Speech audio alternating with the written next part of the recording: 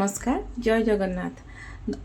आज आम दही माछ प्रस्तुत करने माछ नहींचे माछरे मु लुण हल्दी गोली देछि से सोरिष तेल दही मसला जीरा सोरिष पियाज रसुण एवं सुखिला लंका एठी मु गोटा गरम मसला नहीं एवं अल्प भुसुंग पत्र नहीं। चलतु आम प्रस्तुत करवा वर्तमान दही माछ से आपण पैन टी गरम करदे माछ गुड़ी को अल्प तेल रे हल्का फ्राए करदे। चलतु आरंभ करवा। बर्तमान मसला टी को ग्राइंड करदबा। देखंतु माछ गुड़ी को बर्तमान भाजी देछि मु अल्प भाजी बेसी कड़ा बा टाण करके भाजिनी आपण सेमती भाजी देबे। भाजी सरिकी बर्तमान चलतु मसला प्रस्तुत करवा। मु कड़ाई रे अल्प तेल अच्छी आउ अल्प तेल नहीं जाउछि।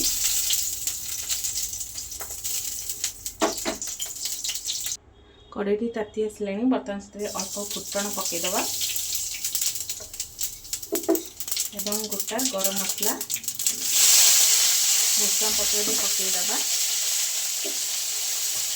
तापर आम से अल्प पियाज पकईदबा कटा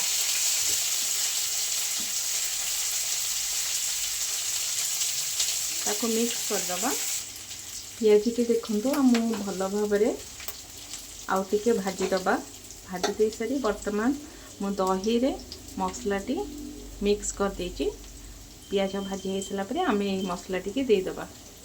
देखंतु पियाज हो आसलानी वर्तमान मु आधे लुण मिक्स कर देछि मसला रे जति आपनकर लुण दरकार। वर्तमान मसला टी दे दबा। दे देछि आपण दही जेमती पड़े ताकू पैन टिके स्लो फ्लेम कर देबे। घाटिबा आरंभ करिवे नले छिड़ी जीव। वर्तमान आम से अल्प हलदी गुंड एवं काश्मीरी रेड चिली पाउडर गोटे स्पून दे दबा। देखंतु वर्तमान मु हलदी और काश्मीरी रेड चिली दे देली ताको वर्तमान मिक्स कर दबा। देखंतु वर्तमान आम ताधे अल्प पानी दे दबा। पानीटा फुटीगले आम माछ गुड़ी को पकईदबा। देखंतु बर्तमान पानी अल्प फुटी आसलानी आम माछ गुड़ी को पकईदबा।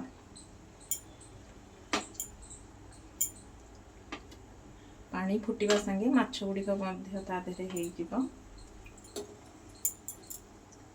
देखंतु माछ गुड़ी को फुटी आसलानी बर्तमान आम से किछि कंचा लंका दे दबा।